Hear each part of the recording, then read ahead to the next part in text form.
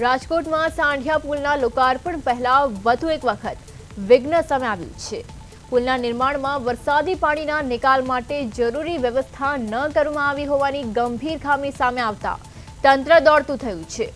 ચોંકાવનારી બાબત એ છે કે નિર્માણ દરમિયાન અને ત્યારબાદ ઇજનેરો દ્વારા કરવામાં આવેલી તપાસમાં પણ આ ખામી ધ્યાને આવી નહોતી અને પુલને લગભગ તૈયાર માની લીલી ઝંડી આપવામાં આવી હતી। હવે ચોમાસું નજીક હોવાથી વરસાદી પાણી પુલ પર ભરાઈ રહેવાની શક્યતા ઊભી થઈ છે। ખામી સામે આવ્યા બાદ તંત્રે તાત્કાલિક પાઇપલાઇન નાખવાની કામગીરી શરૂ કરવાની તૈયારી હાથ ધરી છે। આ કારણે પુલના લોકાર્પણ કાર્યક્રમમાં સમયપત્રકમાં પણ ફેરફાર કરવાની કવાયત શરૂ થઈ છે। વારંવાર સામે આવતી ટેકનિકલ ખામીઓના કારણે સાંઢિયા પુલનું લોકાર્પણ ફરી એક વખત ચર્ચાનું કેન્દ્ર બન્યું છે।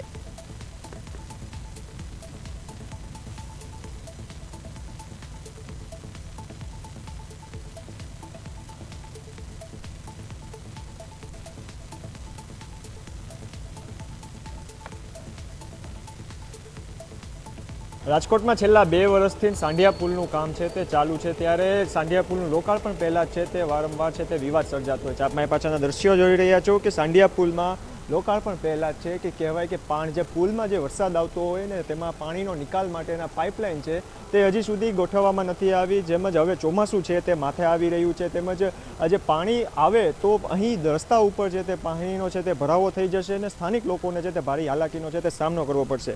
તેમજ ખાસ તો અનેક વાત કરીએ તો નેહલ શુક્લ દ્વારા પણ છે તે જે સાંઢિયા પુલની કામગીરીની છે તે સમીક્ષા કરવામાં આવી હતી, પરંતુ છતાં પણ હજી સુધી છે તે કામગીરી છે તે પૂર્ણ કરવામાં નથી આવતી। એક તરફ સરકાર મોટી વાતો કરી રહી છે કે ઈંધણ બચાવો, પરંતુ આ જે સાંઢિયો પુલ છે છેલ્લા 2 વર્ષથી કામ ચાલુ છે તે અત્યારે લોકોને છે તે 10 કિલોમીટરનો છે તે અંતર કાપવો પડતો હોય છે, પરંતુ આ સાંઢિયો પુલ ખુલ્યા બાદ છે તે 5 કિલોમીટરનો છે તે અંતર કાપવો પડશે। તેમજ ખાસ તો સરકારો બહુ મોટી વાતો કરે છે ત્યારે અનેક સવાલો છે તે સરકાર ઉપર ઊભા થઈ રહ્યા છે। તેમજ પુલમાંથી વરસાદનું પાણીનો નિકાલ માટેની પાઇપલાઇનો છે તે હજી સુધી નીચે ઉતારવામાં નથી આવી। તેમજ ખાસ કરીને અનેક વખત નેહલ શુક્લ છે તે અહીં આવી અને સમીક્ષા કરી છે અને અધિકારીઓને છે ફટકો પણ આપ્યો હતો, પરંતુ શું સમગ્ર મામલે છે તે માત્ર છે તે આવી અને એક્શન મોડમાં જ આવે છે તેવું લાગી રહ્યું છે। તેમજ છેલ્લા ઘણા સમયથી છે તે આ જે બ્રિજ છે તે કામગીરી છે તે હાથ ધરવામાં આવી છે, પરંતુ વરસાદનો પાણીનો છે તે નિકાલની હજી સુધી પાઇપલાઇન છે તે હજી સુધી નીચે રાખવામાં નથી આવી। તેમજ એક ખાસ તો બુદ્ધિનું પ્રદર્શનની વાત કરીએ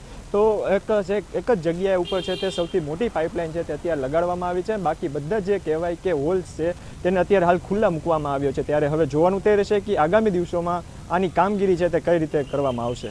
સંજય સોનેચા, પ્રદેશ 24 ગુજરાતી, રાજકોટ।